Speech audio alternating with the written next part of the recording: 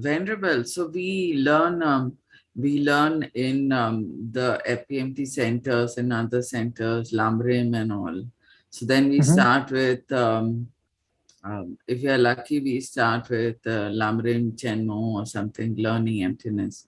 So why don't we learn Nagarjuna's texts in detail? And even in most advanced courses, they teach Madhyamika Avatara. They don't teach um, even Mulla Madhyamika Avatara, they don't teach in the Hmm. beginning. They teach, and even after that, then they don't teach much these six other texts by Nagarjuna. So why is that?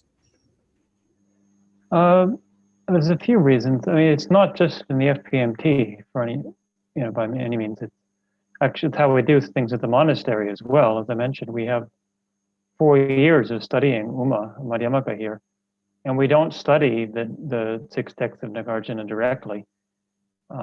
That's part of why I've been doing these courses, is to give me the opportunity to read them in more detail and the commentaries on them.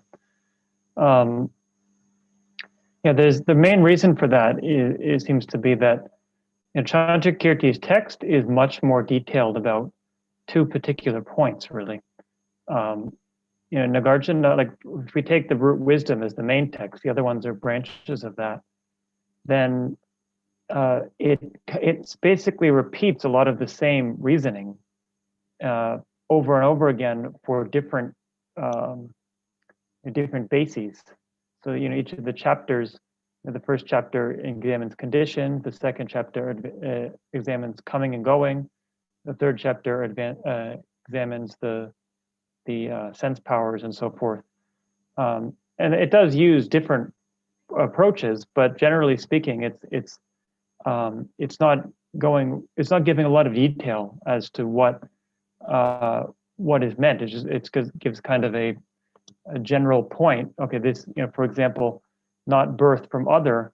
It really only has one line that explains why things can't be born from other. In chapter 20, it says if things were born from others, then things that are and are not causes would be the same.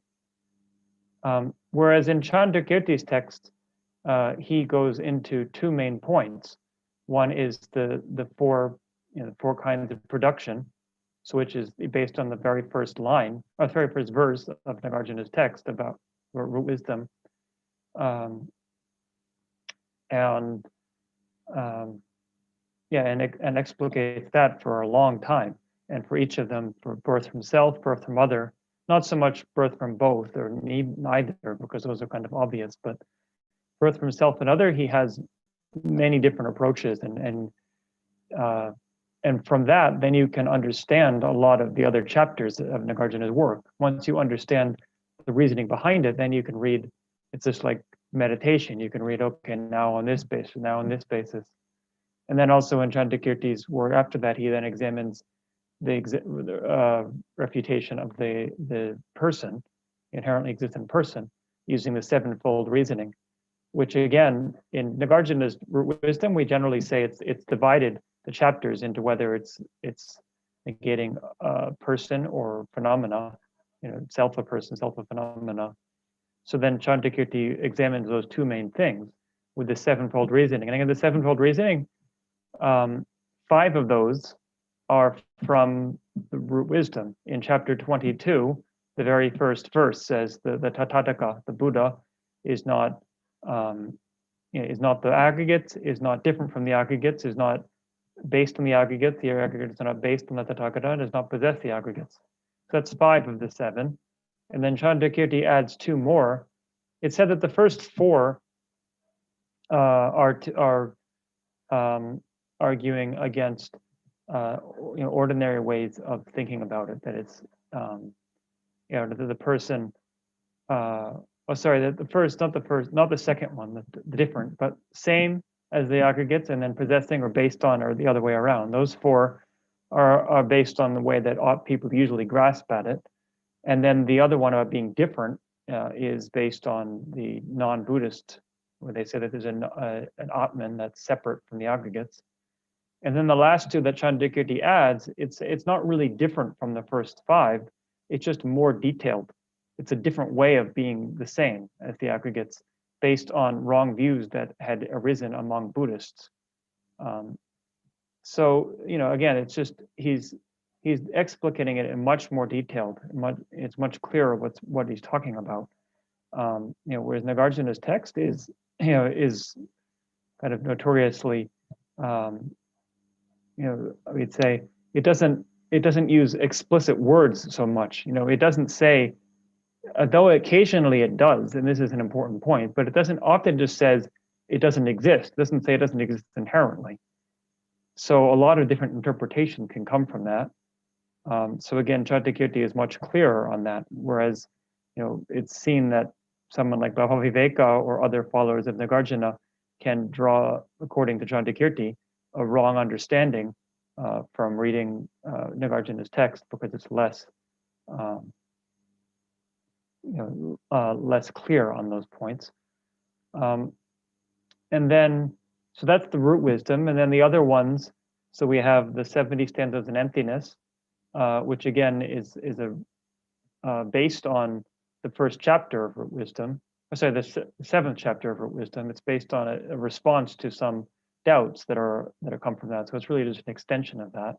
And then the one we did in this course, the Dispelling Disputes, again, is based on the first chapter. So it's really an extension of that. And then the 60 stanzas of reasoning is a separate text. And that's actually very important. And we don't study that directly, but almost all of the verses get quoted in Tsongkhapa's texts. And there's also Chandrakirti's commentary on the 60 stanzas, which, Tsongkhapa also quotes that a lot. So by studying Madhyamaka, we get most of the main points from that. And then there's I now think it should be translated grinding to dust, the Vaidala Sutra, which I had previously mentioned was finally woven. That's how it's listed in Jeffrey Hopkins' dictionary. But it's clearly a mistake, actually, that was made by one of Hopkins' disciples, because people don't know that text very well. I've now been reading that, thinking that maybe I can teach a course on that. The reason we don't study that is very clear to me, that it's impossible to understand it by reading in Tibetan without understanding the Indian views. This is specifically a negation of the Nyaya school of logic, and none of the Nyaya texts were translated into Tibetan. So it's impossible to understand what he's talking about. Although Tsongkhapa, he does quote this text one time in Essence of Eloquence, and it's clear that he understands it pretty well. I don't know if all the subtle points of the 16 categories that are talked about that are part of the Nyaya philosophy. I'm not sure whether he would have had access to that, but at least the points about emptiness, he does understand what's the main point. But there's no commentaries on it in Tibetan. So I was very happy that the same author, Jan Westerhoff, who did this translation of Dispelling Disputes, he also has translated this. It's quite astounding, actually, to me, how well he seems to read into very obscure passages. But a lot of it's clear from his bibliography, is coming from his study of Hindu philosophy and knowing what the context was. And then the last one, the Precious Garland. So this obviously, as I mentioned, is a very different text because it's a letter to a king, it's advice, and a lot of previous Tibetans before Tsongkhapa not even include it within the reasoning text. So they had fivefold text on reasoning because this one is not so much an emptiness. So it does have important parts on emptiness. That's why Tsongkhapa includes it in that. But the text has a lot on the method side. So actually, it's understood that within Madhyamaka Chandrakirti's text, and entering the middle way or supplement to the middle way, that it's based heavily on the Precious Garland. The 6th chapter is based on root wisdom, because the 6th chapter is about emptiness.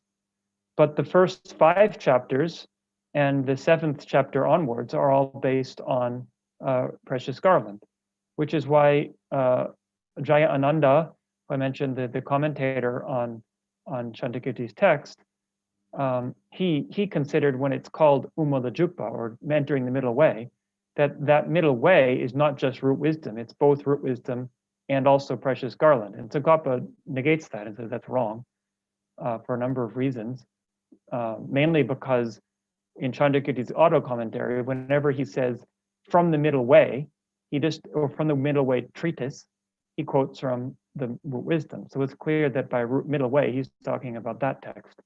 However, it's understood that he supplements it. So Tsongkhapa says entering the middle way in 2 ways, both profoundly and extensively.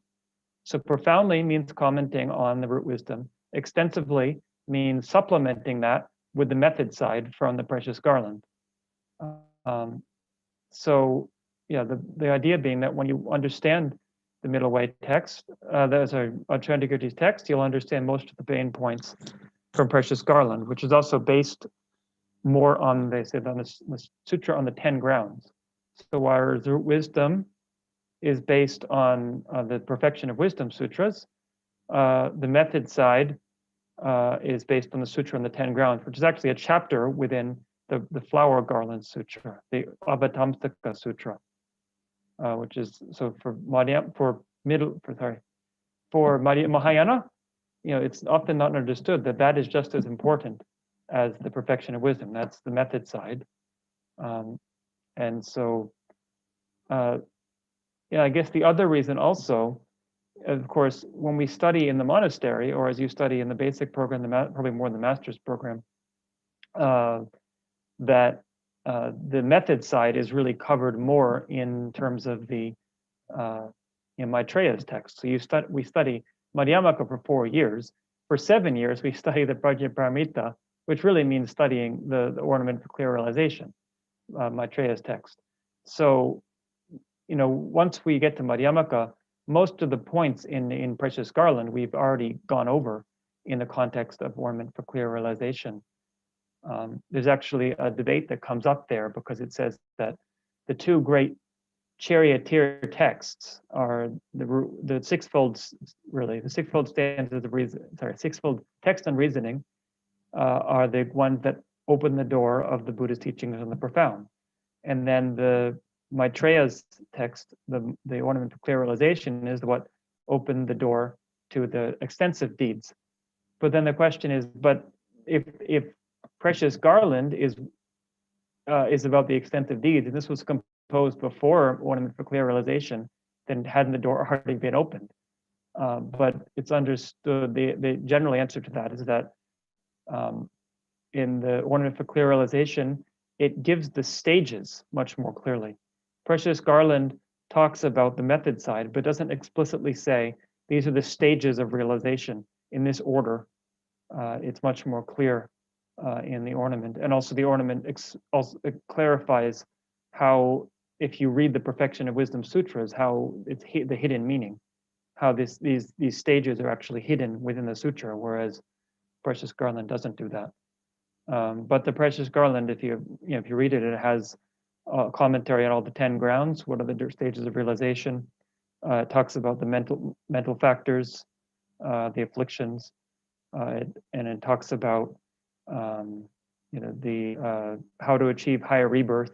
So about practicing the method side in that context.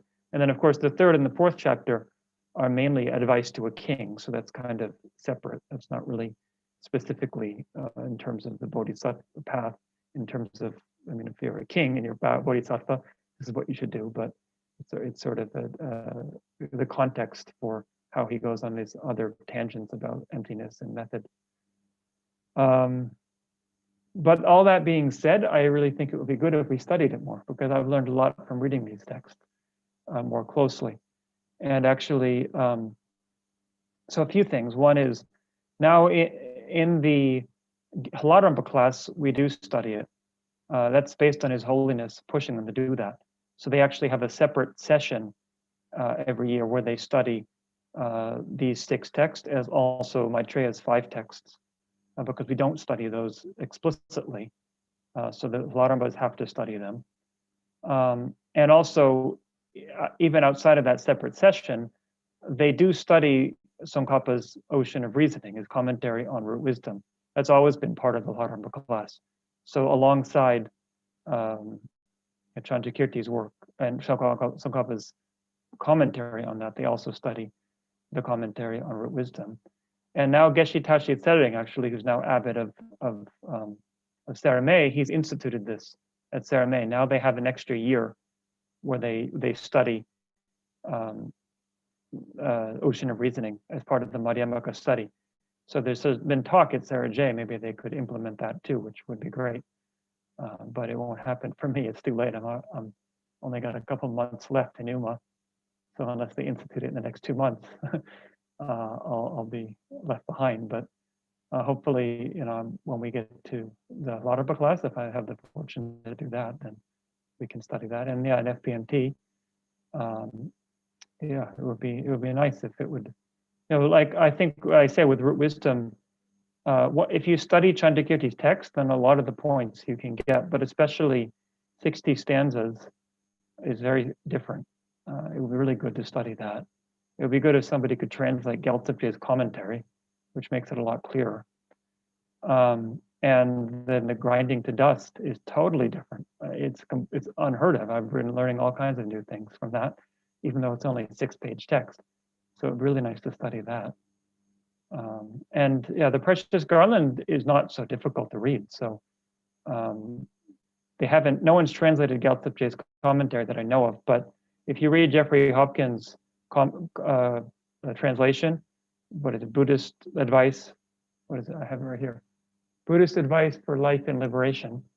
Then he covers all the main points from the commentary. He doesn't literally translate it, but he mentions all the things that Gyaltsabje says. So you could probably understand it pretty easily from reading it on your own. So okay, I hope that gives a general point, a general answer to your question. So if people have other questions, speak up. And I think if people don't have particular questions from the course, since it doesn't seem like there's a lot of questions right now, any questions you have about anything, ideally Buddhist related, that's more my field of expertise. Please feel free to speak up. I have some questions. Sure. But they're not related to the course, but they're related to the first one's related to the selflessness of person. Okay, yeah, sure. So I've been doing a little bit of study on on Gyaltsabje's commentary on Dharmakirti, how to refute the empowered self, the empowered person. And just to make sure I give you the right bit here. So you might be familiar with the text. It's where Dharmakirti talks. He suggests that because they strive for others that are superior. So he's suggesting that with respect to the innate mind indicated here, we have a grasping at an empowered, autonomous, independent person. It's not the collection of the aggregates, not any one of the individual aggregates, or not the continuum of the aggregates as an agent. Because we do not grasp at a person that is merely imputed upon the collection of the aggregates. And it talks about being the exchanger, the person who would willingly exchange their body for that of a god, or either being the merchant who would like to exchange his kind of unclear, foggy mind like mine for an omniscient one. Yeah. So I'm guessing you're pretty familiar with this. Yeah, actually, we haven't studied the second chapter yet. We were supposed to start last year, but I wasn't in the country. So it's funny, we spend so much time on the first chapter, and we spent 13 years studying the first chapter, but I have read it. And so, yeah, I know what you're talking about, and I know how it relates to Madhyamaka, if that's your question, or if you have a question particularly about it, I can give you my best answer. Yeah, this is kind of, it's a practical question. This is how, refuting the selflessness of a person according to Sutrarian school. So two-part question, really. The first part of it is that to kind of bring up this sense of self, this own-powered self, and considering yourself to be the exchanger, such as Paul would. Yes, I'd love to change my body. You know, I'll change my ankle that's bust, and I've changed a few other body parts that aren't particularly working very well. And this foggy mind of mine is a bit of an impediment to getting, you know, good concentration. So I can exchange my body, I'll exchange my mind, but, you know, you're still Paul, you know. I might not look the same, you know, you might not recognize me, but it's still Paul. And it seems that to refute that person, we say that this kind of own-powered person is neither one, if it exists, neither one entity or different entity from the aggregates. And here, because we're not talking about inherent existence, it seems to me that we're talking about the relationship between the whole and parts. So if the parts are impermanent, for instance, like the body and mind, then the whole has to be impermanent. For instance, if the body and mind are under the power of karma and afflictions, then the person has to be under the power of karma and afflictions, because its parts are. So that seems to be the way of refuting this own-powered self. But where I have a little bit of confusion is that one is that when you can use this kind of image of yourself as being the exchanger, but also sometimes I hear, you know, we've had teachings and it says, you know, imagine that when you get offended and that sense of self that comes up, that could be the substantially existent self. But it seems to me that also seems very close to how we bring up this sense of self if we're refuting an inherently existent self. Right. It's almost like I'm bringing up the same sense of self, but I'm using Sutrarian reasoning. Not same entity because of parts and whole, and then I can refute it from the inherently existent point. But the object I'm refuting for a beginner like myself seems to be the same object. This is a very good point. So, you know, it comes into the question of comparing the reasoning that the different schools use, and they often seem very similar. So to give another example, and then I'll come back to your point. This is actually what I was talking about with Tsongkhapa mentioning this text grinding to dust, the only time he does so, is that there's this issue of if names were inherently part of a person, then two people who had the same name would be the same person. So somebody argues, well, isn't this the exact same reasoning that the Chittamatra use? Because if you look at Mahayana Samgraha by Asanga, which is considered a Chittamatra text, mind-only text, he says exactly that. There's a famous verse, Minging Arulome Chir, Mangwe Chittamang Chir. So before the name, there's no mind, meaning before you think this is this, if this is a pot, for example, you don't just know it's a pot. But if that name was inherent, then you would. And then so forth with things like that. So it's the same reasoning that appears to be being used both in Grinding to Dust, but also in the Perfection of Wisdom Sutra. So he says, isn't that the same? How can you say they're different? And Tsongkhapa's point is that they agree that if the name had a particular kind of relation to the object that made it such that it didn't depend on labeling, then anybody who saw the object would know the name. But they're actually different according to Tsongkhapa in terms of what they mean by that. So in terms of the Madhyamaka understanding, it's that if you searched among the bases, you would find something that is the object.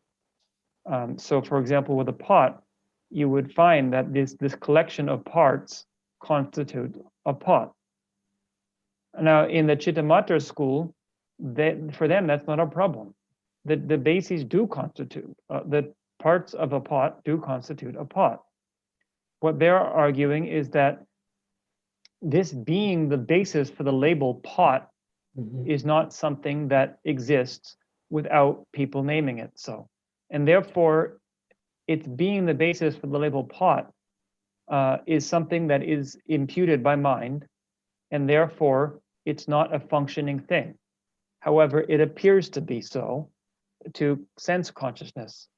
And so there's something appearing to sense consciousness. They call it the basis of labeling, the basis of, I don't even know the English term, the basis of conceptualization, I think. True referent of the label. Pot. Yes, true referent to the label. That would be good. Referent to the label. So, yeah, it's a similar idea that, yeah, if this was a real thing, but if you really look at what they're saying, it's slightly different. And likewise, Dharmakirti has a very similar thing, which is considered to be, I mean, Dharmakirti, it's, according to Tsongkhapa, is actually Chittamatra based on the third chapter. But in the first chapter of his text, he's presenting things from in terms of the Sautantrika view, the Sutra follower view. So in the first chapter of the Samanamdra, was it the commentary on valid reasoning? The most important verse of that chapter, really, Ganchiang Okun Rangjingi Rangango Alanechir, Tungo Shingi Godakle, Dokchi Rabdu Nepayan, something like that. So the first, it's Gangchiang Okun Rangjingi. Why? Because all things abide in their own nature. Therefore, so they reversed from things that are similar, and they're reversed from things that are dissimilar. The point being that everything has its uncommon way of existing. We have the word pot, but the word pot applies to many different kinds of pots that are very different, and they're all unique. So the words don't really express what the thing is. They only express a very coarse level of it. Language can never really get at the thing. And therefore, the delusion is that there is a real, it appears to us, through our conceptual consciousness, even though we may not believe it, but it appears this way, that there is something, within two different pots that's somehow the basis for the label pot, in it beyond it just being similar based on our thinking of it that way. So there's all these different ways where they're saying, if it existed this way, then that wouldn't work, because then two different things that are called a pot would be the exact same thing. But what they're talking about, what kind of reasoning they're using is different. So then back to your point about the negation of the self, so they're agreeing, okay, if the self existed in this particular way, basically what Dharmakirti is saying there, if the self was self-sufficient, substantial, existent, then it would be permanent. And therefore, if the aggregates change moment to moment, they couldn't be the self because they're not permanent. So then in Nagarjuna's text, it's very similar. In the first verse of chapter 18, His Holiness quotes this very frequently when he says, "Gelde Pumpodakyana Kiran Jikpachendugyur." If the aggregates were the self, then the self would have birth and death. So of course the self has birth and death. Nobody disputes that per se, but his point is it's a consequence, because he's saying if the self was inherently existent, it would be permanent, and therefore the aggregates couldn't be the self. So they come to the same point of the self would be permanent, and then they use reasoning to negate that. But the reason they say it will be permanent for Nagarjuna is because it's inherently existent, therefore it would be permanent. Whereas for Dharmakirti, he's saying because it's substantial, self-sufficient substantial entity, it will be permanent. He's not saying because it's inherently existent, it will be permanent, because he thinks it is inherently existent. So they're using the same consequence, but the way they get there is different. Now then the question, of course, is what's the difference of self-sufficient, substantial entity versus an inherently existent entity? So here, it's like self-sufficient, it's like substantial, we say, is something that can appear to the mind without something else appearing to the mind. So in Dharmakirti's system, for example, something like the person, I mean, obviously the person, but things that are, we say, non-associated compositional factors, like time, for example, also. You can't have time appear to your mind without something that is passing through time. There's nothing, you have to have some kind of other form or a mental experience that exists in time in order to conceive of time. Whereas, at least in his system, something like the color blue is not like that. It just appears without relying on anything other than blue to appear to your mind. So the person, although the person is not a substantial existent, it's an imputed existent, we grasp it as if it's a substantial existent. The person can only appear to the mind based on the aggregates, the body and mind appearing. But it's grasped as though there's something else. So that's what he's saying. It's grasped as though it's not the body, because I could change my body for someone else's body. And how nice to be a younger person. And I still think it would be me. But it's not based upon the mind, because if I could have a genius's mind, of course I'd take it. Then it's, so it seems like it's something that can appear to the mind without those things appearing. But then he would say, if you really get down to it, what is the person? What is that goes from life to life? He'd say it's the mind goes from life to life. And so the mental consciousness is the person. So, and Chandrakirti accuses, he doesn't specifically single out Dharmakirti, actually, because Dharmakirti was later, but he does single out Bhavaviveka and also Dignaga, that saying that the person, that the mental consciousness is the person, is showing that there's still a sense of inherent existence, even though there's a refutation of a substantial existence. So there's, it's a subtle difference. Now, of course, it's important to recognize when I make all these distinctions of the different teachers, this is based on Tsongkhapa's system. The different Tibetans have different ways of understanding this, and a lot of them don't think there is this distinction so much. It's not like they just come out and say we accept inherent existence, and the other ones say we don't. It's Tsongkhapa reading very closely into their text and showing, if you look at this passage, you look at this passage in the different text, you can see that they have a slightly different understanding. But then other people, like Gorampa especially, argued with that and said Tsongkhapa is making that distinction when it's not there. So it's good to understand. It's not like it's just obvious. Different people can interpret it differently. So then in Tsongkhapa's system, anyway, it's understood that these two different ways of grasping at the person as substantial, it's substantial in the sense of being self-sufficient, but I'll just say substantial to make it for brevity. So as substantial or as inherent, they function differently in our minds. It's like there's this low level of inherent grasping always going on in the mind. It's only when we get emotional that we have this grasping at a substantial self. So it's like, it's sort of, but if you get, so it says like if you get emotional, you might have read in the, what's it called, the Jampe Shillong, the Words of Manjushri by the 5th Dalai Lama. I don't even have it translated in English. I think they're translating it now. But then also Pabongkar Rinpoche's Liberation of the Palm of Your Hand, which borrows this same idea that if you want to meditate on the emptiness of person, emptiness of self of person, that imagine a time when you got very angry or somebody upset you, and notice that grasping and try to see what you're grasping at.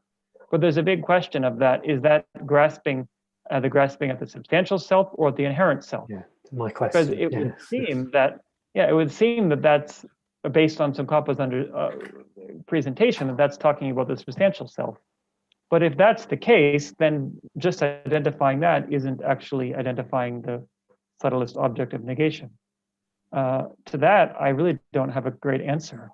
We talked about if I that may, if I may, yeah, Venerable, please, yeah. So in Liberation in the Palm of Your Hand, it talks of object of negation, and it says if you find the self is pervading each and every pore of your body or each and every part of the aggregate, then it is more likely to be an inherent self, whereas a substantial autonomous self will appear as only part of the aggregates. If you just visualize.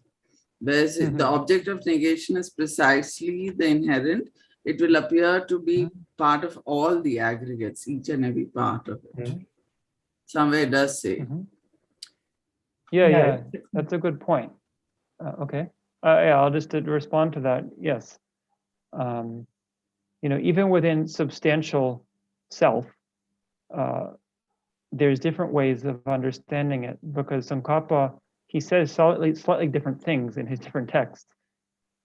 So what he says in Essence of Eloquence about the substantial self, it seems to be different at face value, we would say, than what he says later, in a later text, the illumination, or what is it? Illumination of the intent. It's now been translated. So one thing sometimes people might say is that his view evolved over time, but for Tibetans who consider him a Buddha, they would not agree with that. Especially, they would say that, for example, the view presented in his early texts, like Golden Garland, are not his final view, but they are presented that way from showing the aspect of not having found the final view yet. Whereas after he realized emptiness when he was in retreat at age 41, all the texts written after that are his final view. So you can't divide them differently. But both Essence of Eloquence and Illumination of the Intent were composed afterwards. And how he presents the substantial self in Essence of Eloquence, at least at face value, it seems like he's saying it's grasping at something that's separate from the aggregates. He says it's different from the hands and the feet. So it's like something out, like a possessor of the aggregates. Whereas and he seems to say it's only an philosophically acquired view. Whereas in Illumination of the Intent, he's very clear that it can, if it's grasping at separate from the aggregates, it's a philosophically acquired view, but it also has innate view, of the self, of substantial self, which would imply, he doesn't say that directly, but it would imply that it's not then grasping at something separate from the aggregates. So, in the Gelug, there's been a lot of attempts to unify these two different presentations. So at least what one famous scholar, Jamyang Shepa, you might know, he says that even within a substantial grasping, there's different levels of it. So there's what's called the slave and the master, where it's like the self is the master, and then the aggregates are the slave. So that's a more coarse way, which is what Tsongkhapa is talking about in Essence of Eloquence when he makes these points. And then there's the grasping, what I think this term was coined by Jamyang Shepa, it wasn't used before, which was, he says, the businessman and the chief businessman and the subordinates. It's like they're all working in the business, they're all businessmen, but one of them happens to be the chief one. So it's not like totally separate. And that's what you're saying, Shanti. It's like within the aggregates, one of the aggregates is the main one. So that seems to be what Bhavankara Vishay then is referring to there. And then there's the inherent self, which wouldn't be any of the aggregates in particular. It would just be a sense of something real that I can find that I can't actually. I mean, I feel like I can pinpoint it, but I haven't. It's like the sense that you can pinpoint something there. So I think, yeah, that makes a good point. And I'll respond in 1 second, but just I'll say lastly, so you can see that, yeah, it's not clear. It's not like it's just this very clear distinction. This is something, in our 4 years of Madhyamaka, every year this debate comes up again and again about these different, how do you really distinguish between substantial self, inherent self, and then within substantial self, what are the differences? So it's one of the hardest things to really pinpoint, and trying to look at what Tsongkhapa was talking about. And one other point I'll just make briefly in case you're interested, if you've read Essence of Eloquence, a very common way to explain this is to say that when Tsongkhapa says it's merely an acquired view, it's actually read differently. It's read to understand that it's an acquired view to think that the grasping at the substantial self is the subtle grasping at the self of persons. That's a wrong view that is acquired by the non-Prasangika schools, which is a totally different way of understanding what he's saying than him saying that this grasping at substantial self is an acquired view. It reads the grammar completely differently, but this is one way that people have come up to try to understand what he was saying. So Paul, you were raising your hand? Yeah, it was just on the point where so we get the sense of self. If we say it kind of feels like it's pervading all the parts, that may be the inherent self. But if we get this sense of self that's, when we talk about the substantial existent self from the Sutrarian point of view, we say this kind of the gangster who's in, the head gangster in charge of the other gangsters maybe. Or right,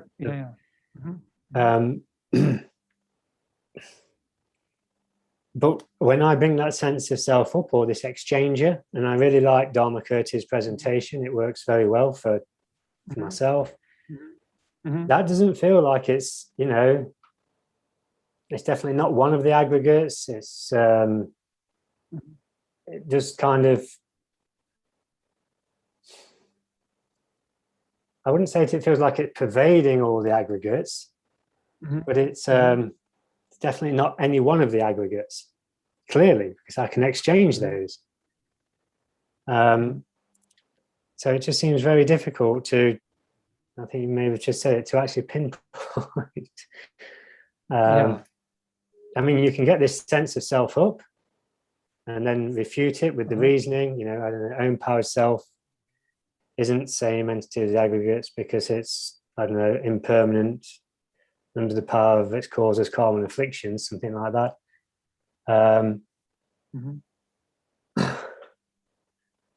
But it seems a little bit,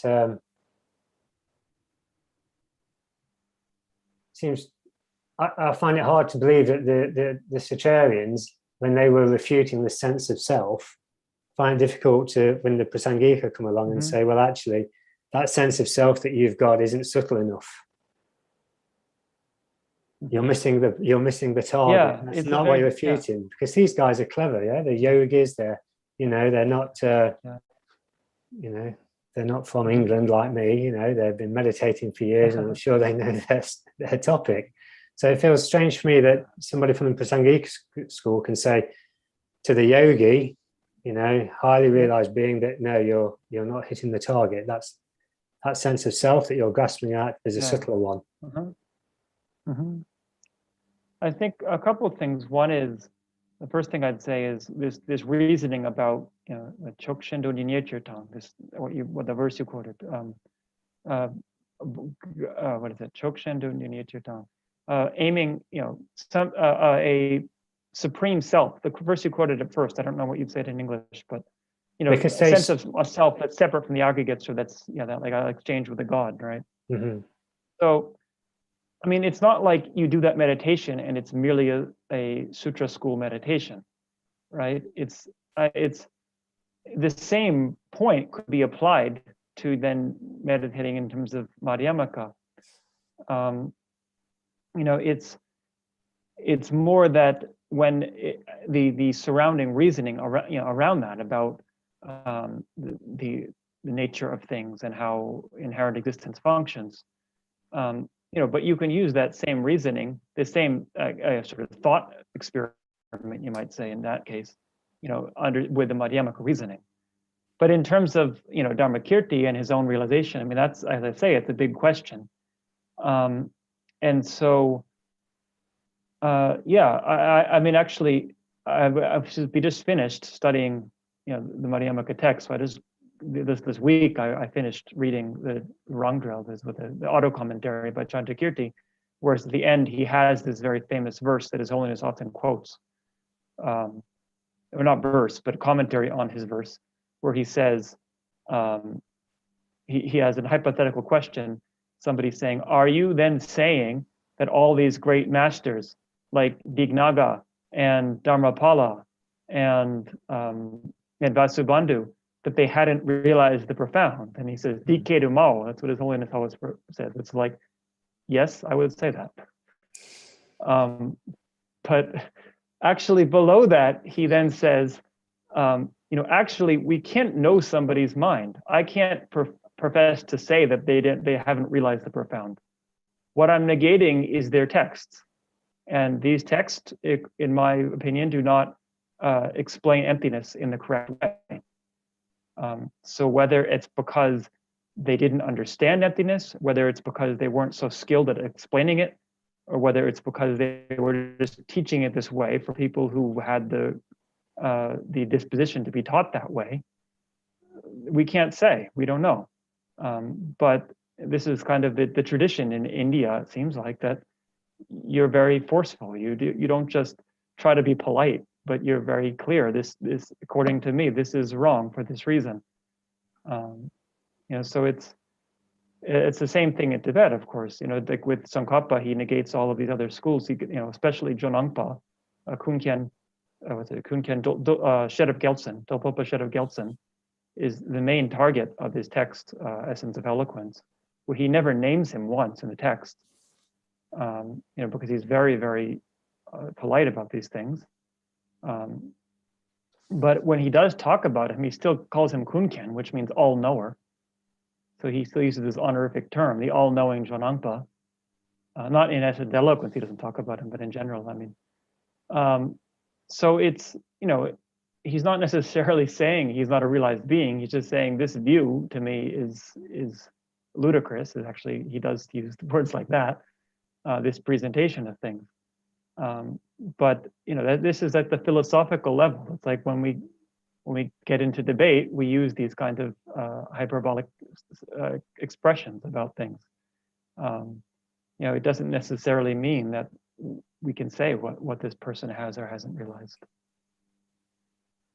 Okay. So it's not so clear. It's not so clear cut. We was trying hard to make we were debating this text a couple of months ago, and this part of the text, and it seemed a few of us had a difficulty in making an absolute clear distinction between what we're refuting here, substantial existent self or inherently existent self, and it seemed that the lines were blurred. And I think if I've understood you correctly, then maybe there is a little bit of blurring there. Yeah. Someone else was raising their hand, so I don't want to spend too much more time on this, but I'll just mention quickly. Yeah, I mean, I think no one would say, oh, it's blurred, right? We have to, when we debate, we want to say, okay, Tsongkhapa is very clear on it. But it's certainly, from our perspective, it's not clear at the outset what it is. So we tried to make it clearer. But certainly, as you say, it's not like you're not reading the text properly or that you haven't read the right text. If you read all of Tsongkhapa's work, it's still very easy to feel, wait a minute, I don't quite get this, and this is why we debate it for a long time. Maybe some people say it's kind of intentionally left that way to leave room for debate. People have to think about it themselves. Okay, so I think thank you. He had a question. Yeah. I came in late, so I don't know if this was discussed. Okay. How Tsongkhapa or Prasangika or the Gelug Prasangika says that you can know the mind by knowing the object in terms of memory, how they posit memory. So you remember the object, and then from there you remember the mind that experienced the object. And that is how they can recall a memory. So if I understood your lecture correct, your teaching correctly, so if I'm having a memory of a blue cup from last year, and I will remember the blue cup first, and then from the blue cup, then the mind of experience the blue cup last year will come back to me, and then that's how I have the memory of seeing the blue cup last year. Did I describe it correctly? Okay, yeah, well, what you're saying, I'll try to make it clear, because it's so for one thing, it's not a question of how we remember the object itself, right? What the question was is how do you remember the mind experiencing the object? Yes, yes. So this is what they're debating about. So the first, in terms of how we remember the object, the understanding is that the experience of the object then makes an imprint on the mind, and that imprint then ripens, and it appears to the mind again. The object. So then the question is, if you mean the imprints of the object come back to the mind again? Yeah, so it's not as though I'm experiencing the mind. It's not as though the mind that experienced the object, 2 years ago, then comes back into my mind, per se. It's that it makes an imprint that then ripens as a new mind that is experiencing the same object. Okay, so the imprint. But then the question is. So the imprint is being recalled this year. The imprint of seeing the blue cup. I wouldn't say the imprint is being recalled. It's more that the imprint is being re-experienced. It's like, if you take a picture, then the light is making an impression on the photograph on the slide, we'd say. I mean, maybe not in a digital camera, but in previous times, a light is making an impression on the slide, and then later, if you look at that slide, you can see what was seen before. It's not literally that you're seeing it, but because the imprint carries the information, therefore you experience the same thing as was experienced before. So the imprint on the mind from having experienced something ripens, and you experience the same thing again. So whatever would be used, the imprints being triggered, being activated, but because of the imprints, then we know that I know today that I've experienced the blue cup last year. And then that process starts with the blue cup. Right, it starts with the I consciousness experiencing the blue cup. But the thing, so my question here is that the blue cup of last year is last year. There's no blue cup right now. So how would that blue cup come to my mind today? Because it made an imprint on your mind, and that imprint is still there. So there are two separate imprints. The imprints of the experience of the blue cup and the imprints of the blue cup. I'm just asking. Well, yeah. So this is where the Prasangika Chandrakiri differs from the other schools. There's only one imprint. There's an imprint of experiencing the blue cup. There's nothing else. There's not like the other schools divided into two different imprints. There's the imprint of the experience of the blue cup and the imprint of the experiencing the blue cup. Right? I did not know that. The object and the subject. Whereas Chandrakirti is saying it's not like that. So we connect the dots. It's not as though I simultaneously remember experiencing I simultaneously remember the cup and the experience of it. It's that simply there's an appearance to my mind of something that appeared to my mind before. And therefore I then interpret it in the framework of I saw this last year and I'm remembering it now, which is purely a mental construct. There is no self who was there last year who is still here this year remembering it. It's simply that there is there's an imprint that was made, and now it's being experienced, and it's being recognized as similar to what was experienced before. And then there comes a whole conceptual framework of here's me who was there last year, and here's me now remembering it happening now. Okay, this whole debate came about. I think it started with the rung rate being refuted. Mind cannot see itself.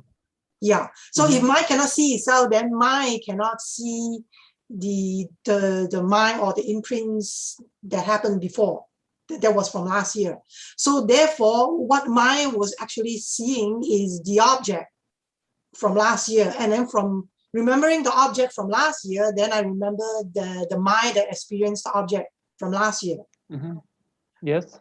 Yeah. But when we say, now we are being constrained by language, how I have to express myself with language, right? So the language here is that the mind remembering the object from last year, and then from remembering that, then I remember the mind today, remember the mind experienced the object from last year. But the very first sentence that says the mind remembering the object from last year, that word remembering, that is a mind. It is a mind remembering. So it is, in that sense, it is not accurate to say that first we remember the object and then we remember the mind, because by saying that we remember the object, mind is already involved.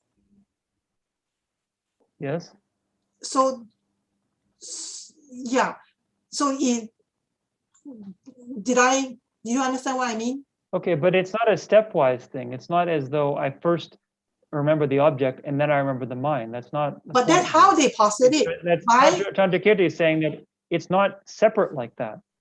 We don't say there was an object and I saw it. We just say I saw the object. The mind and the thing experience can't be separated. We call it mutual dependence. If they are not separate, how would this be an argument, an effective argument to refute rung rate? The mind cannot see itself. Because it's not as though when I experience something that there's two different things going on. It's not that I'm experiencing an object and I'm experiencing the object. Experiencing the object itself is what the mind is. It's not as though I can pinpoint mind. So we might have an idea that there's like some kind of mind that's just waiting for an object to come along. And then the object comes to the mind, and then the object goes away and the mind is still there. That's not how it works. The mind only exists in a relation to the object it's experiencing. Yeah. So there's no way to experience mind independent of the object that it's experiencing. Yeah, but I understood that part.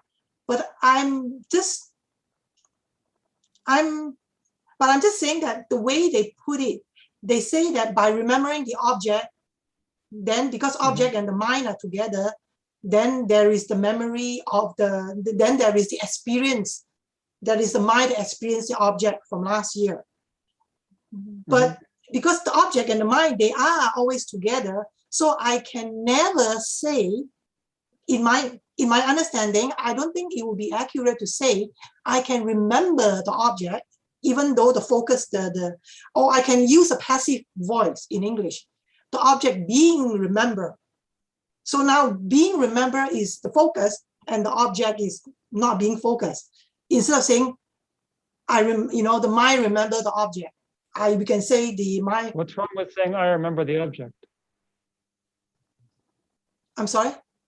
What's wrong with saying I remember the object? I'm just saying that because we are talking about mind not being able to see mind. So normally we don't say mind remember the object, we say I remember the object. So what's the difference? Because I is impute upon the mind. Is an imputation upon the mind. Yeah. Well, if I say I see the pot and I can say my eyes see the pot, am I saying anything different?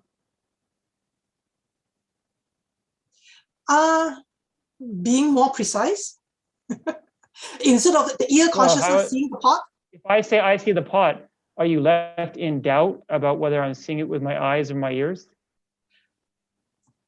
Only student like us would be talking about things like that. Generally, people just say, I see the pot. Right, I mean, but yeah, you know, because we are discussing. How has it become more precise to then say I see it with my eyes? How is it less because precise then I'm to saying say that I see it's it? not my ear consciousness that's seeing the pot. Right, but is it not implied when I say I see it that I'm seeing it with my eyes? Yes, yes, there is the understanding. Yeah, yeah. So I hear the sound. Is there any with my difference ear. in terms of precision between those two? So And similarly, if I say I remember, or if I say my mind remembers, it's not really saying anything different. okay, so let's just stick with. Let me not be so clever. Let's just stick with I see. You know, I remember the blue cup from last year. So Okay. the blue cup from last year is being remembered by me. Yes. So by the point I'm trying to make, which I don't know, I'm not 100% sure that I'm correct, is that the minute I use a sentence, I remember the cup from last year, the mind experience the cup is already there.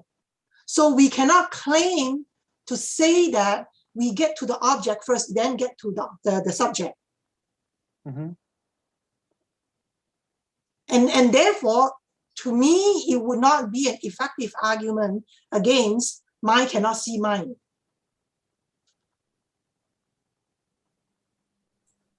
Well, yeah. So I think other people. Can you experience? Yeah, so I think we can take this for another time, right? Okay, all right. We can move on. I'm sure other people have questions, but yeah, but, I know it's Venerable, interesting to you. I did email you yeah. about this, so maybe we can both think about it, or maybe you can help me later. It is not urgent. It's just one of those questions in my head. Yeah. Okay. Thank you. Thank you. As something other than your experience of an external object. What would that entail? What would that be like? I think on my end, Venerable froze for a few seconds, so I didn't hear the whole thing. Okay. Okay. So I'll listen to the recording later. Okay. All right. Well, it may have not. I think it may not have come through. I'm not sure. So I'll just say it again. It stopped everywhere so for a few seconds. Yeah. So yeah. So the idea is there any such thing? Can you imagine not conceptually experiencing mind, but directly experiencing mind without experiencing an object? What would that mean? What would you be experiencing? Well, when we say we experiencing mind, then my mind become my object, become the object. But what is appearing to your mind when you say your mind appears to your mind? Okay, now I am not claiming to say that I'm correct. Right. I'm just saying that because in the Mahamudra teaching, that is what you are expected to do. That eventually, you know, you do this and that and whatever. Now, eventually, you're able to see the conventional nature of the mind being clear and knowing, and from there, the ultimate. I mean, that's what they say. So, if mind cannot see mind, then what are we doing? Say, yeah. I mean, that is my actually where I'm leading to. But I just want to make sure that I understood the earlier arguments. So, yeah, no, okay. This is a very deep question actually that you're asking, and how this relates to Mahamudra. It's a question, and there's the different schools again have different interpretations of this. I'm not talking about different school. Gelug school do teach Mahamudra. So I'm saying within the Gelug, for example, their interpretation of Mahamudra is very different from the Kagyu, especially because they make this clear distinction between the conventional nature and the ultimate nature of the mind, and then the Sutra Mahamudra and the Mantra Mahamudra, Tantra Mahamudra. And they say they're all different things, and very clearly delineating what the difference is. Whereas the other schools have different ways of understanding it. And so they might have more of an idea of experiencing mind directly. Whereas in Gelug, that's not the goal of Mahamudra, nor is it possible. The goal of Mahamudra is to manifest the clear light mind and meditate on emptiness. It's not to meditate on mind. So their presentation of it is very different. Now, of course, recognizing the conventional nature of the mind, it's true. That is about the mind. However, the question here is, does that literally mean that you have a consciousness where simply it's a direct perception of the conventional nature of the mind, or could it be understood as a conceptual understanding, or that you have a implicit understanding? We would say that you can experience an object, but implicitly also understand the mind experiencing it without that mind literally appearing to your consciousness. I suppose initially So everything is conceptual, and then eventually we aim to get to a point where it is a direct perception. And yeah, the little bit that I read about the Gelut Mahamudra, yeah, you see the conventional nature of mind, clear and knowing. And then when they get to the last step, it becomes the same analysis of how I would analyze the emptiness of I. And but here, instead of emptiness of I, they analyze the emptiness of the mind. But even if I leave that part aside, because it is still analysis, the part before where to see the mind as being clear and knowing, it does entail my being able to see the mind. And here I'm not talking about seeing other people's mind being clear and knowing, but my own mind being clear and knowing. So that would definitely entail me being able to see my own mind somehow, right? Well, yeah. I think you could implicitly experience your mind.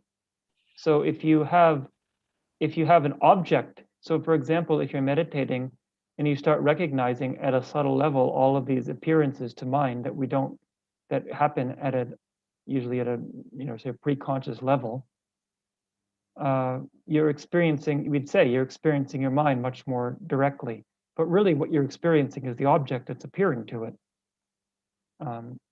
It's not that you're literally experiencing the aspect of being aware, but you're implicitly understanding that based on having a direct experience of a subtle appearance to mind. I want to see, there's a few other questions, so I think if I could go over those, and then if we have time, I don't mean to cut you off, but I want to make sure I address the other questions. And of course, we can always it's okay. Please move on. Continue to communicate. Yeah. So there was one on the chat.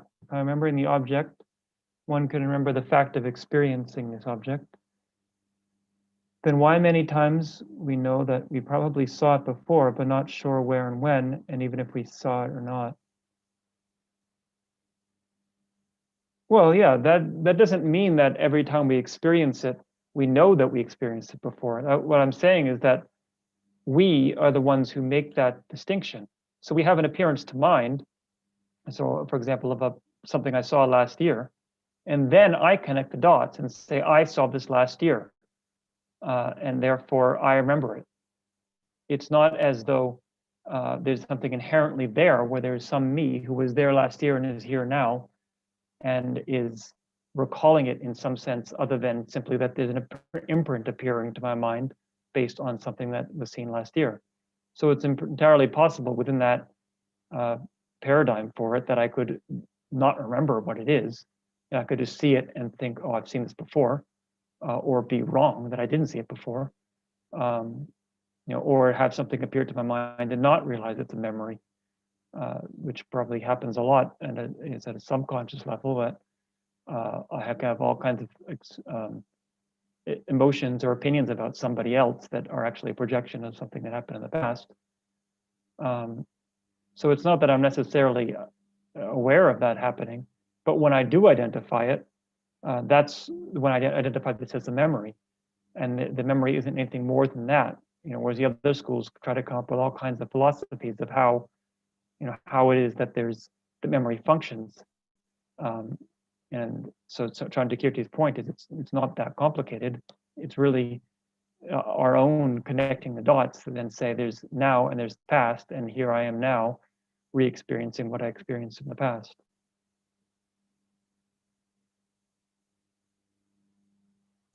Smita, you had a question? No, I'll ask it in some time. I confuse myself, so I'm rethinking. Okay, Sangeeta then. Yeah, Venerable. So I've been listening to a lot of these really at conceptual and intellectual level discussions. So just give you a background. So I started off with more as an experiential. So even before I read all theories or any books on Buddhism, I started with the practice of Goenkaji's Vipassana 10-day retreat. Okay, this has been a few years. And so which is like we do like out of 10 days, we do 3 days of, Anapana, which is a shamatha, meditation on the breath. And the rest of the 7 days, sensations in the body. And, you see the sensation arising, passing away, and you remain equanimous. And that's how you build the muscle of equanimity within you. Okay, so I have been doing this practice for some time, but of course in this school, we don't have really a teacher or a guide as such, So just a question coming to me, of course, over the last few years, I've been reading a lot of theory and of course, listening to all of this, a lot of this intellectual stuff. So I'm kind of slightly confused. So if you could just guide me on, so at this stage, when I meditate every day, I've been going through a direct experiences of course, the sensations, which are either very strong sensations of pain or discomfort, or they are very subtle sensations of flow or a vibration. And there have been instances of where, I have this sense of spaciousness and a kind of, expansive self. So would it be okay to say that, experiencing impermanence, because when I see these sensations arising, passing away, and, I've been also doing this 4 stages of the Satipatthana mindfulness on body, on, skin, flesh, bones, the elements, and, the 5 hindrances. So I'm also in a stage where when I'm meditating, I'm aware of some of these, mental factors, or maybe arising of a sensual desire, or, so some subtle way is there in my mind. I'm aware of these mental factors. So is this also an awareness of, of the mind? I mean, is there also some kind of experience of, I don't know, I don't even know what to say, it's emptiness, but there is a sense of expansiveness and saying, non-self kind of thing, with very few subtle moments of it. So if you could just clarify, because, my theory has not been there, but my experiences of just sitting and watching sensations have been largely my practice. And watching the breath and watching the sensations part by part, body by body. So, so where do I stand? So is that clear, or is it like confused? Okay. I don't know. Yeah, I'm confused. I mean, I get the basic point of what you're asking. Yes. So a few things. One is this is a very different approach, of course, in Goenka's tradition, which, as I understand, is based on the Burmese tradition. Although I can't comment per se how much he added or subtracted from it. Actually, there was just a biography that came out about him that I ordered. I look forward to reading it because it looks like it goes into a lot of detail about the degree to which he, his relation to the Burmese tradition and how much of it was his own, in his own presentation, how much it was based on the way they actually do things in Burma and all that, which was very useful to know. But generally speaking, the Burmese tradition is a very authentic Buddhist tradition. And the approach is very different. As you say, it's much more about experiencing, and learning through experience. Whereas the Tibetan, and especially the Gelug tradition, is much more about analyzing philosophically. And so it's not to say that it's contradictory. They should really ultimately be enhancing each other. Personally, I was originally much more attracted to the experiential approach.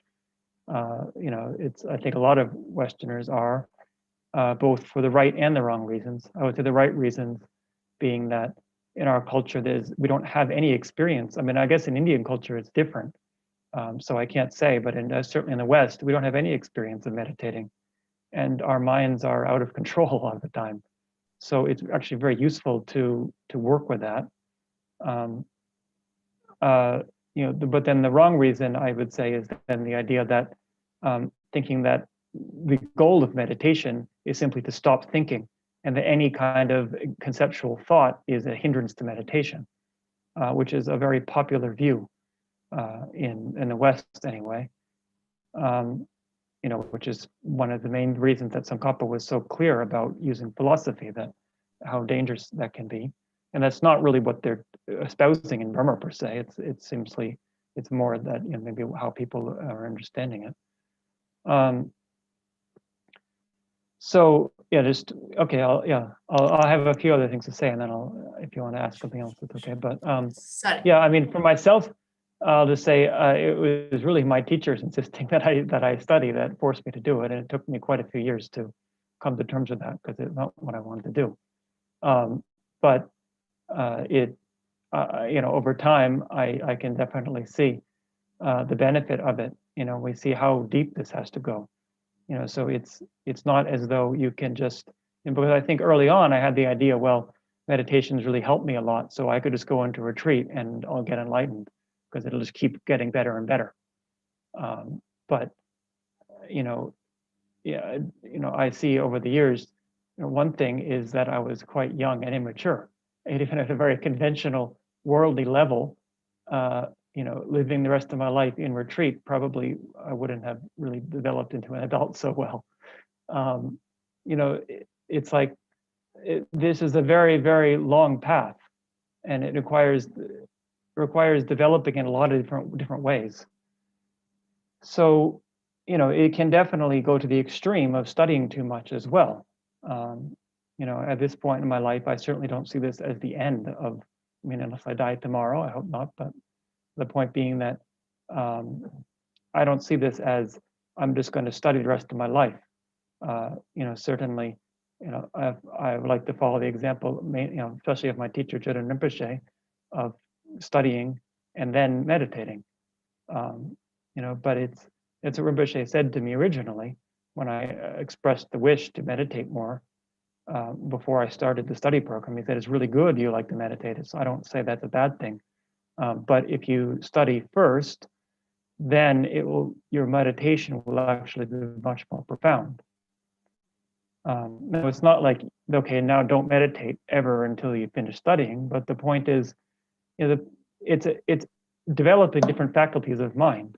And so what you're talking about, for example, it's quite likely you're having some experience of impermanence for sure, if you're really experiencing the moment-to-moment sensations in your body. That's not what we mean per se by realization of impermanence. When we say realization, it's just one way to translate it, but the idea is that it becomes an uncontrived experience, such that it's not just a couple of times you experience it in meditation, but if you have a realization of impermanence, it should be that you no longer have any interest in sense pleasures because they appear completely impermanent. It's just naturally how they are. Why would I want to have something that only lasts a moment? That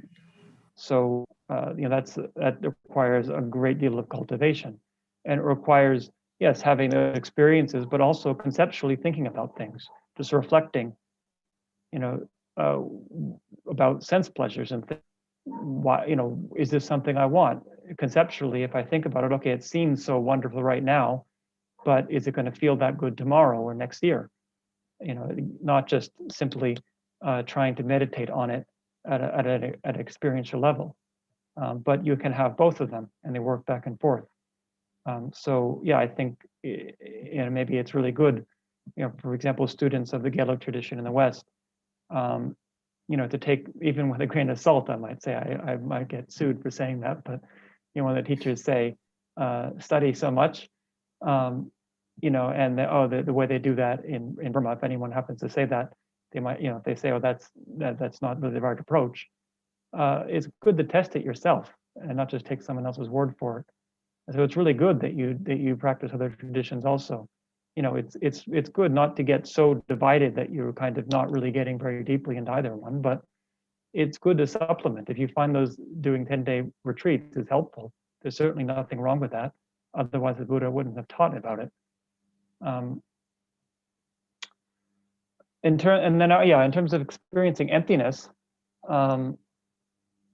again, what it means, what it would mean to experience emptiness and to realize emptiness are again very different.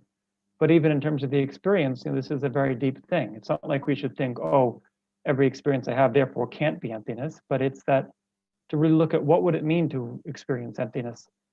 This is again why study is useful. Even in, I've read, Thai monks, very similar. I mean, they have obviously very important differences from Burma, but compared to the Tibetan tradition, it's fairly similar to Thai and Burmese Buddhism. And so Thai monks saying that, if you don't understand properly through hearing teaching, which really, study, we would say, then it's like, if you go out trekking in an unknown area, somebody can tell you, okay, you want to find this particular cliff with this view, but you could find a very similar cliff with a very similar view and think you've gotten where they told you to go because you don't have precise directions. So it's similar if you're meditating. If you don't really understand what you're supposed to be experiencing, you can definitely mistake the experience for something else.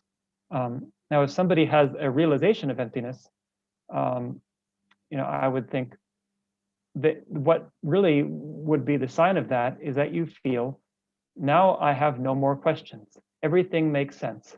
And so I know who I really am, and I know how I got here and where I'm going, all these things. I no longer have any questions about that. So I don't know many people who can say that, even if they may have had some kind of spaciousness experience, which I'm not denigrating, but it's like, if they come out of that and they feel the rest of my life, I don't need to ask any more questions because they've all been resolved for me. But then they wouldn't be coming and asking, well, I think this was emptiness, was it? Or, what was this experience? What can I make out of this? It shouldn't be a question anymore. So this is a very, very profound thing. So you want to ask something else? Yeah, just the last one. I know I can see two more hands. Just a quick thing. See, in these 10-day retreats, actually, there's never been a mention of emptiness. Actually, this has been, like I told you, I started with the experiential retreats, and then I've been reading. I mean, I've been recently reading Chandrakirti's Sevenfold Reasoning by Joe Wilson. So I've been kind of trying to relate now my practice with theory. And the only way I've been monitoring my progress is that over the years, I have now suddenly seen a sense of, increasing compassion, generosity, a sense of detachment, that there have been, I've been kind of aware. So that those been in my monitoring thing that, okay, yeah, I am making progress, because as such, for quite a few years, I had no clue of what the theory of emptiness was. It was just, how do I remain equanimous? And when I'm going through life challenges, my experience that can I remain equanimous? So those are my parameters to see whether my, meditation practice is really then now translating off the mat onto my daily life. Whether I'm more kind, more generous, is it making an effect of not reducing afflictive, but am I aware of my afflictive emotions, at least arising as they are? And so that's been my thing. And thank you. Yeah, I think whatever you mentioned does help.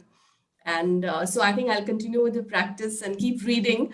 I think my study is lacking, and my practice has been going, I think, galloping ahead of the theory. So like you're saying, I need to maybe find a guide or a teacher to really, so I don't know. Thank you, Venerable, for anyway all your answers. Just briefly, I'll say, just remain curious and keep examining. And if you happen to find a teacher, that's really good. But as Holiness often says, don't feel that you have to have a teacher. The more important thing is that you're reading these things and thinking about them. If the time comes that you find the right teacher, that's very good. But we shouldn't feel that we have to preemptively therefore trust ourselves to the wrong person. Just my visit different teachers and see if this is what works for me. And always continued. Most important thing is to have your own examination. Even if you have a teacher, you still have to think about what they say. It's not just a matter of them telling the answer. Thank you, Venerable. Thanks. No more time. Yeah, rest of the people have questions. Thank you, Venerable. Go ahead, Shubhangi. I think you're next. Well, there was a question in the chat. Should I answer that first, Shanti? Or Well, I guess Yes, B had yes. already asked, so maybe I should, if anyone else who hasn't asked. I suppose And then- Smita should ask first because Yeah. she had raised the hand earlier, but then she got a little confused. Yeah. So yeah, please go ahead. Oh, okay. Okay, so in Yeah, the instructions on sorry. Yes, go Yeah, ahead. so I'm going back to the memory question, right? Yes. So I'll take the blue cup again from B.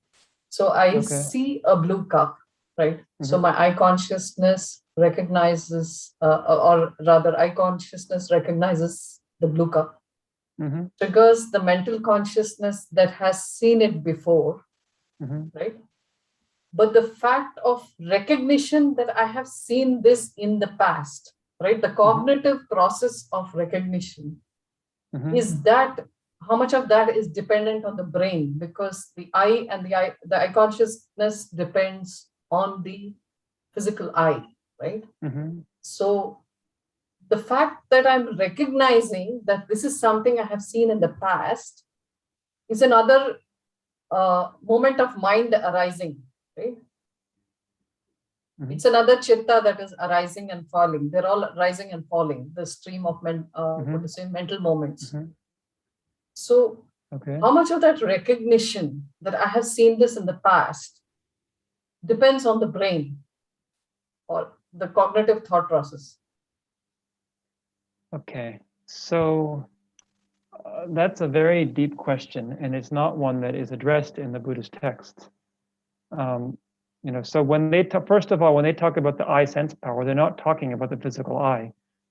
They're talking about what they call the subtle. It's a subtle kind of form. And so how that relates to the physical eye and how it relates to the brain is not covered at all. The physical eye, at least they talk about. I've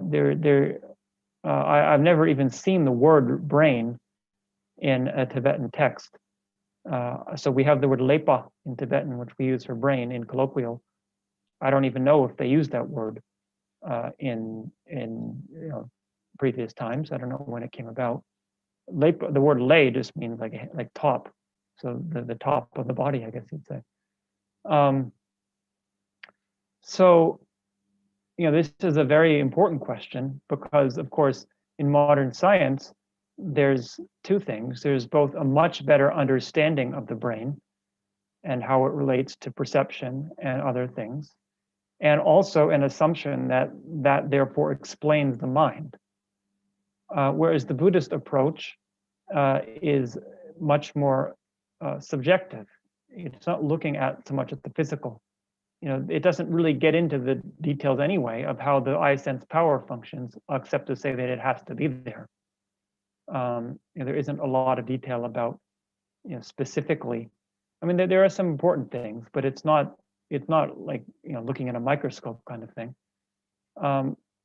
So both of these approaches need to be looked at, and His Holiness has said many times we need to rewrite the Lodik, the minds and knowers, based on a lot of modern findings.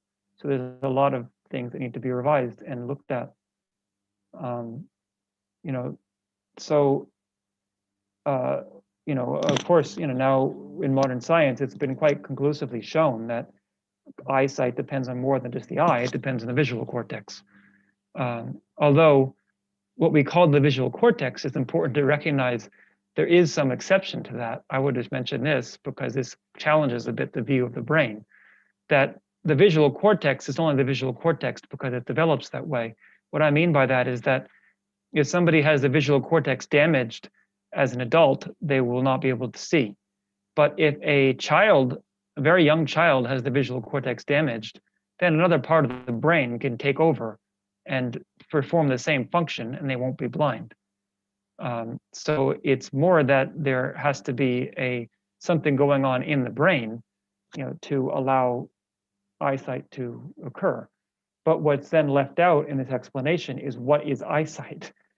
Okay, so this particular functioning in the brain, yes, that is required, but is that itself eyesight?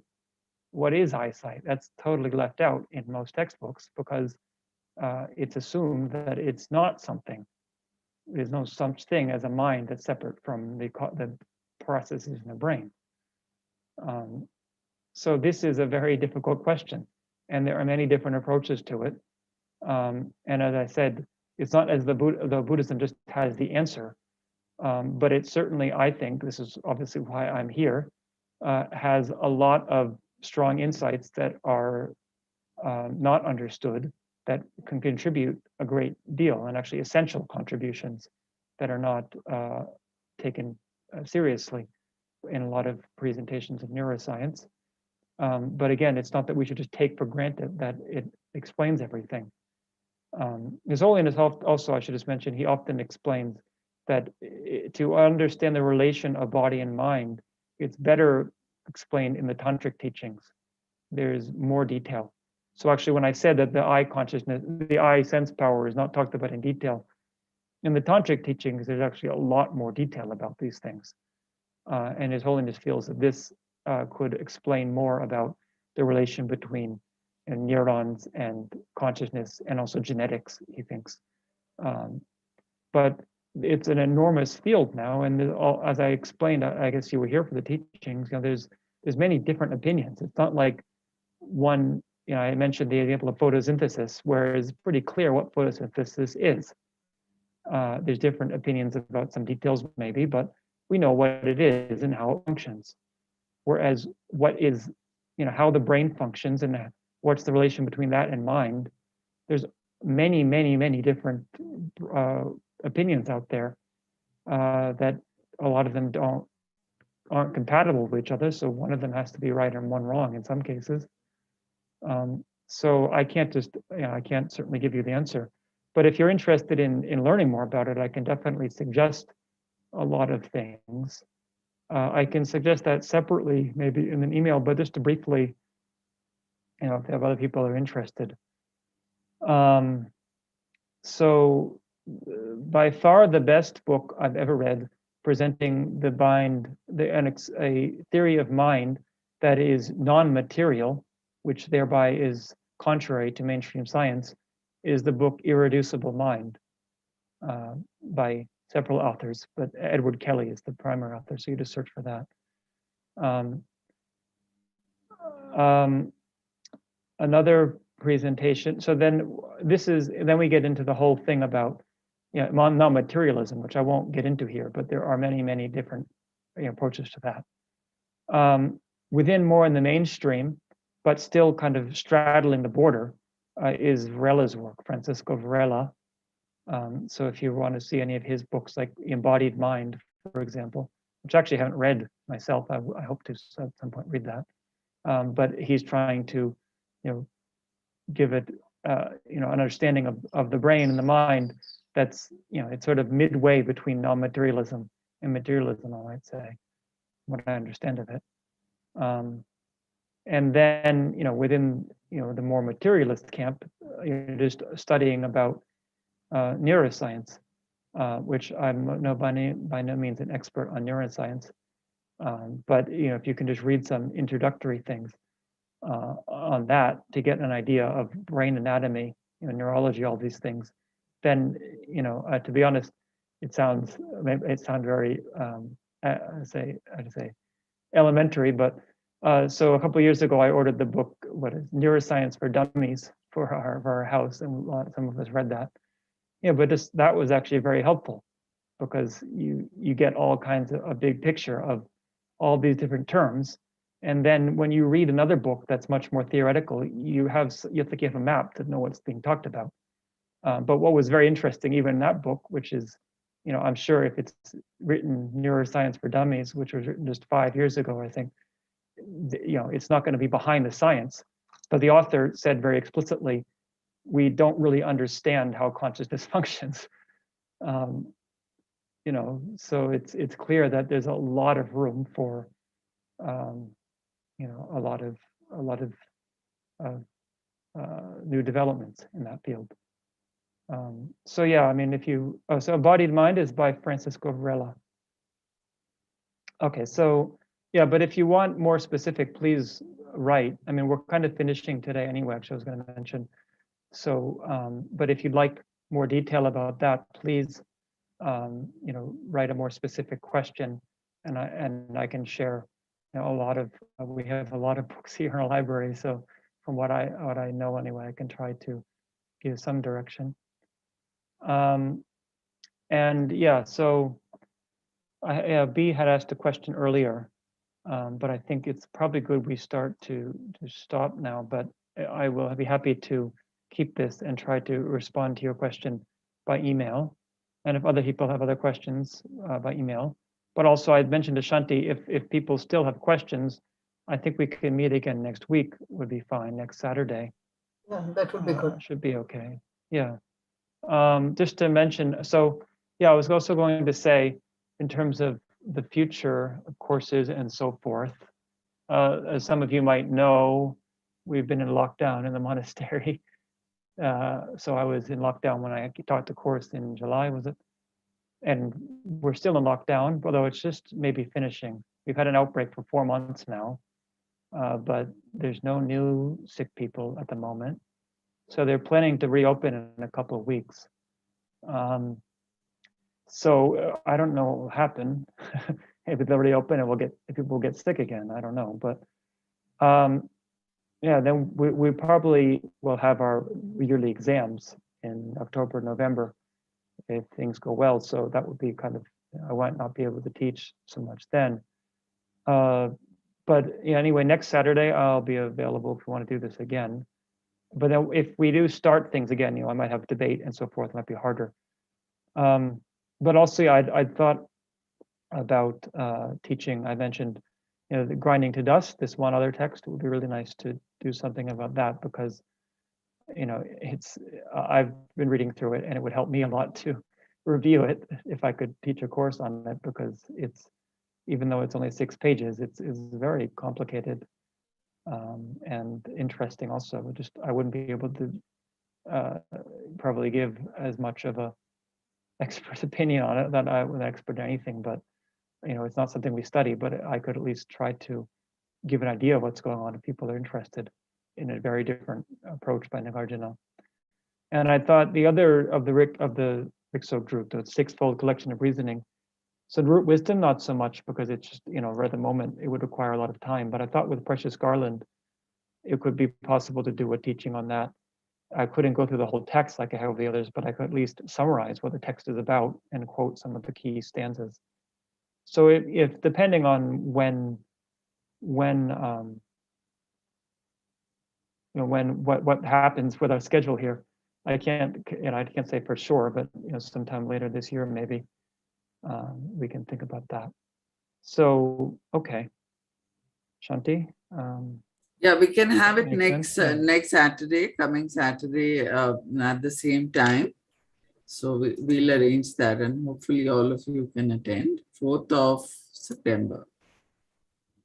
Okay, good. Thank yeah, you, in the Venerable. meantime, as I say, please. Thank you, everyone. And I know some of Thank your you, Shanti. questions weren't answers, but we can either take it on Saturday or you can email me. I can forward to Venerable and maybe he'll directly email you. Let's see how it goes. Thank you. Okay.